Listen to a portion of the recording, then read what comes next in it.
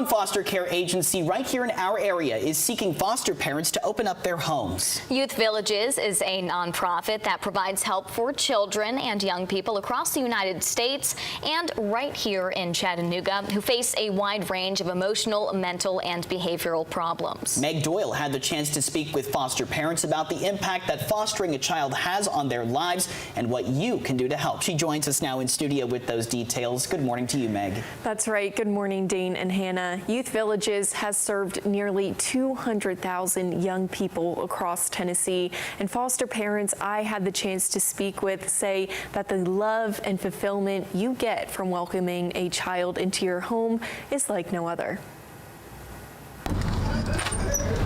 When you walk into Miss Winona's home, laughter fills the air. I don't have kids on my own, and it's just a good feeling to have someone to call you mom. For almost 20 years, Winona Jarrett has been opening up her home to foster children, something Youth Villages say they need more of. We need families of all shapes and sizes. We need families who love kids and who just will come and love on our kids and open their doors. Youth Villages trains foster parents and supports them when they open up their home. These kids are just craving love, they're craving connection, and they're craving somebody to be there for them, just to show up. Miss Winona has seen the impact a welcoming environment can have on a foster child. Once they see that you really care, I promise you, they turns around. The attitude, everything. Which is why she asked her friend, Jade Bullard, to also consider fostering. Jade said she originally did the training just to be a support. When you go through the training, you really realize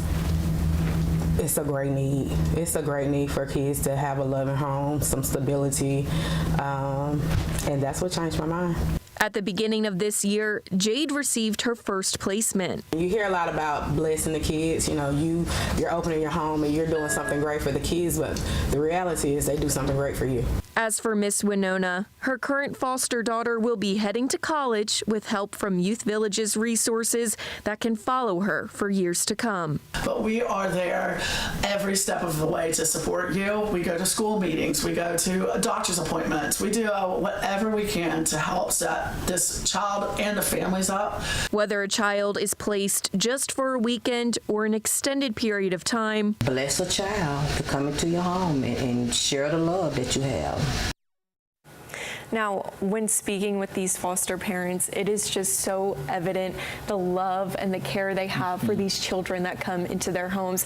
Now, of course, with foster care, a lot of the times the ultimate goal is reunification, but just having a safe place for these children to go, whether it be just a weekend, a couple days, or a longer period of time, giving them that safe environment where they can be comfortable, they can get that attention, that discipline that they so greatly need to set them up on a path of success is so important. And another thing I want to say is that it is not a lifetime commitment when talking with Youth Villages. That is one thing they made very clear. You can foster a child for a little bit and then, you know, of course, life happens, you need to take a break. That is no problem at all. They offer these amazing training classes. They have these free info sessions you can attend just if you're curious to learn a little bit more about it.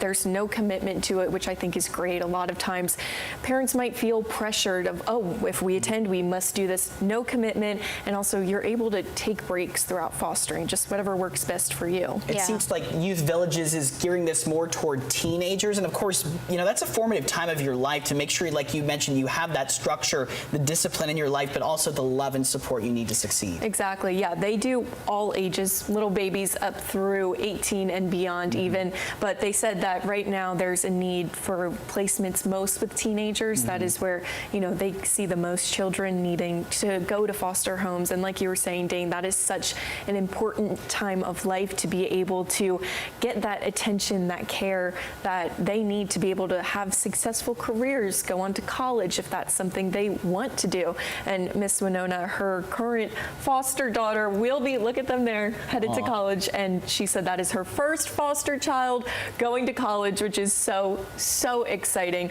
So it's really just an amazing nonprofit that's kind of bridging these gaps, and you know, they are 24/7 support for parents, but they definitely are in need of foster parents. So if this is something that you're considering or just even interested in, like I said, those info sessions, no commitment, you can just attend, feel it out, and then have a chance to speak with other foster parents as well. I've had some family members who have fostered kids, and they'll say it is extremely gratifying. Meg, thank you so much for joining us today. Thank you. All right.